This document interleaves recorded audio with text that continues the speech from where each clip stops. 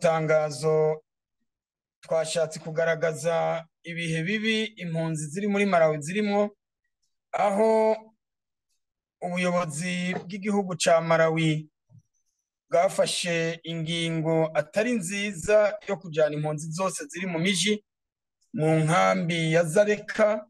Kandi iyo ngingo nk'uko tubizi mu maraporo menshi dufise ntabwo ije ubwa mbere. Iyo ngingo yarigeze kuza mu kwezi kwa kane k'umwaka w'ibihumbi 2022. Muri ico gihe abayobozi b'igihugu ca Malawi babitegetswe n'ubucamanza bukuru bwabo, iyo ngingo barayiretse kugira ngo babanze barabe n'ibijanye n'amategeko. Si ubwa mbere gusa n'ubwa gatatu, 2023 mu kwezi kwa gatanu iyo ngingo yari yaje. Kandi iyo ngingo ico gihe yasize impunzi zimwe na zimwe harimwo n'abana zifunzwe muri prison yitwa Maola mbere yuko bazipakira bakazijana mu nkambi ya Zareka. Ivyo rero byarababaje CBDHVK, kandi navyo dukomeza kuvuga ko bidakwiye gusubira.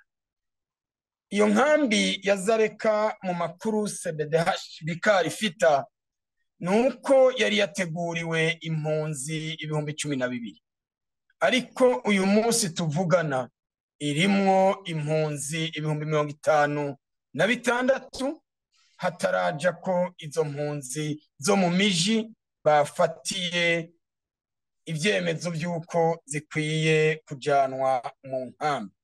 Kandi mu makuru dufise ya ministre ushinzwe umutekano mu gihugu ca Malawi aragaragaza ko iyo nkambi ifise ivyangombwa vyose: amazi, amashuri primaire na segonderi, ibitaro hamwe n'isoko. We akerekana ngo iyo nkambi ikwije ivyangombwa kugira ngo yakire izo mpunzi.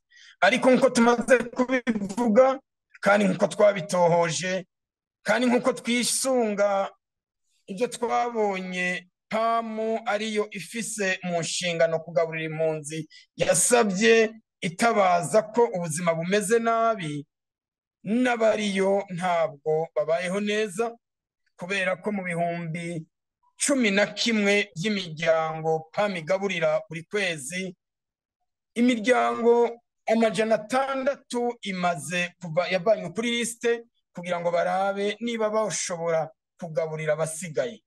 Aho twe tukibaza niba PAMU imaze gutabaza canke niba inkambi yari yateguriwe 12,000 ikaba irimwo 56,000, uyu munsi aba bari kujahe. Ariko si n'ivyo gusa, uravye nuko izo mpunzi zafashwe mu buryo butunguranye, ivyabo batavyegeranije kandi batanateguwe. Twe tugomba kuvuga cane kugira ngo abantu bose bafise ijwi badufashe kugira ngo impunzi ziri mu miji ya Malawi zigira umutekano. Niyo mpamvu twasabye ibi bikurikira.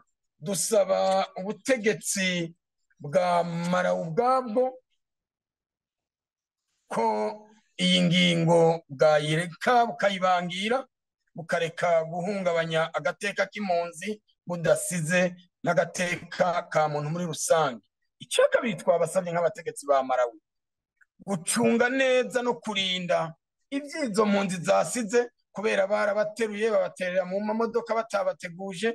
Hari ivyo zasize, hari n'ivyo zifashisha mu kugira ubuzima bwabo bukomeze. Nta mahigwe yo kuvyegeranya. Aha ndavuga nk'ubuzima buhoraho byo kubaho, abacuruza, abarima n'ibindi vyose, nta mahigwe yo kwegeranya ikintu na kimwe babonye. Turasaba rero ubutegetsi bwa Malawi kugerageza gucunga ivyo bintu vy'izo mpunzi, kubera nazo zikeneye uburenganzira bwazo. Ubwa kabiri twasabye HCR, kubera ari ifise mu nshingano gucunga no gukurikirana ubuzima bw'impunzi, kugerageza no gukomeza gukora ubuvugizi bw'impunzi za Malawi ziri mu bihe bidasanzwe bitewe n'itegeko cyangwa ingingo yafashwe n'ubutegetsi bwa Malawi kugira ngo izo mpunzi zisubire mu mutekano wazo no mu buzima bwazo. Kandi icya gatatu, twasabye imiryango mpuzamahanga, twasabye ko bagerageza gukurikiranira hagufi ubwo buzima burimwo impunzi za Malawi kugira ngo hatagira ibindi bintu bidasanzwe bibi byiyongera.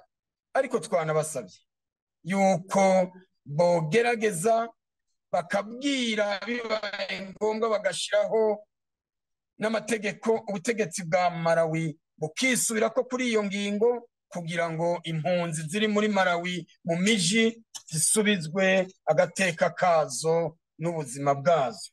Ubwa kane, twasabye ONU igisata c'agateka ka zina kugira ngo batumize inama idasanzwe irimwo biriya bihugu byasinye amasezerano mpuzamakungu mu 1951 arabana n'ivy'impunzi, kubera hariho ico basizeho citwa reserve. Biriya bihugu bimaze kugaragara henshi yuko iyo bagiye guhohotera impunzi canke kuzibuza uburenganzira bwazo, kuzibuza gutembera, kuzibuza gushaka ubuzima, bisunga ariya mareserve yasigaye. Niho twasabye ko botumiza inama idasanzwe kugira ngo barabe niba by'ukuri boraba ico bahindura muri ariya mareserve, kubera twe nko muri CBDHBK tumaze kubibona aho impunzi ziri henshi ko ababikora bagendera kuri ariya mareserve yasigaye